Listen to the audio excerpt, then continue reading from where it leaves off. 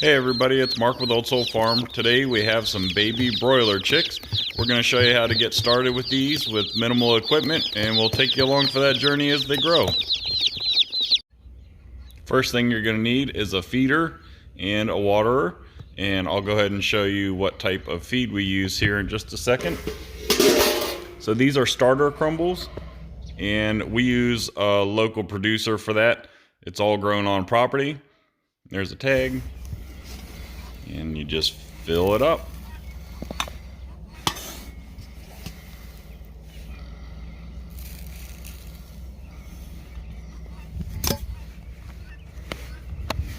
Now that we have our feeder and water all filled up, we're going to go ahead and take it into the shed where we have an old trough, which is where we're going to start the broilers at. So we're going to go ahead and place them down. You'll notice that the water is sitting on a cinder block, and that's just to act kind of as a heat sink, but also to keep the water up off the ground so that the shavings don't get in it. This is our Premier One heat lamp. It's pretty good. We're pretty happy with them. They're much safer than the old ones that you normally see.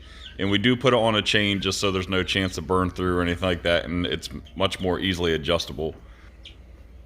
And here's just an overall view of the whole setup.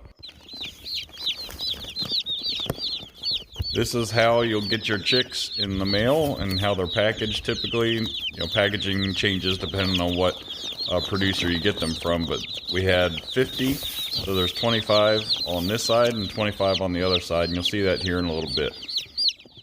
Now I'm going to show you what you need to do once you get your chicks. You need to make sure they know where the water is. So you can hold them a couple different ways, but you just take and dip their beak in just a little bit. And for this guy, I'm going to take him right in, get him under the heat lamp. I'm doing this outside of the shed just because the light's much better outside. So I'll show you again here in just a minute. But you see I already have another water in here. I'm just going to set this guy down next to it, and he'll do his thing and wait for his buddies to get in here.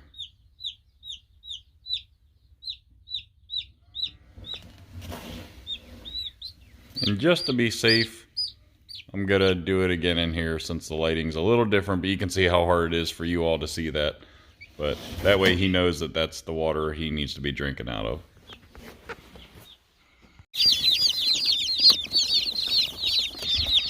And like I said, I'm going to show you a couple different times here, and I'll break it down a little more close up in just a second. The important thing to remember when you're dipping their beak is not to go past the nasal opening, which you can see there is that little dot. You just barely put their beak in, they get it wet, and they know that's where they drink. You'll see here this little guy is falling asleep in my hand, and he'll wake up right now.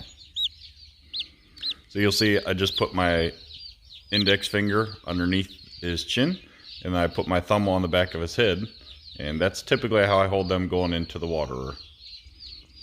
So I've labeled the nasal opening here just so that you know what I was talking about, and then I drew a line to show what not to go past when you're dipping their beak. And the last little piece is their egg tooth. They use that to get out of the egg whenever they're hatching, and that'll fall off eventually. This is just showing small scale. There's about 15 birds in that container. And then this is our big trough that's fitting all 50 of the Red Rangers that we just got and dipped their beaks, and they're all in there getting used to staying in. And it also works on a larger scale. Now this is a larger brooder that we have set up, but there's not chickens in there, but there's something else in that corner. If you can see, we have some ducks. So this works for all of them. The same setup, getting started. You need food, water, shelter, and when they're this small, they need heat. All fowl, until they get their feathers, need some sort of supplemental heat.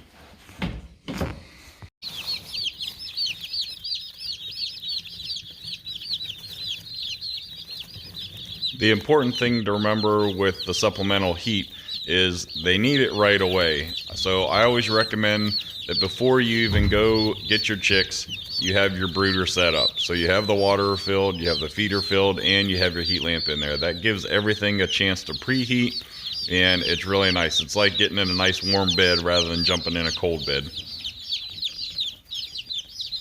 When it comes to knowing if they have enough heat or not enough, you just look at it as common sense. If they're all crowded around the base of the light and they're just in a big group, that probably means they need a little bit more heat. So that means either getting another heat source in there or lowering the light some.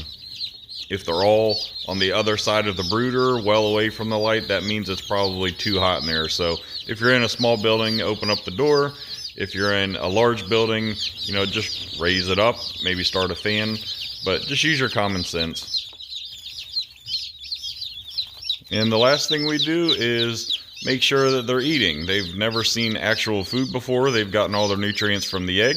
So a couple of them are starting to eat. That means the rest of them will be following suit very quickly. And we've already dipped their beaks, so they know that's where they get their water from. And we'll check back in on them as we go and take you guys along for the ride.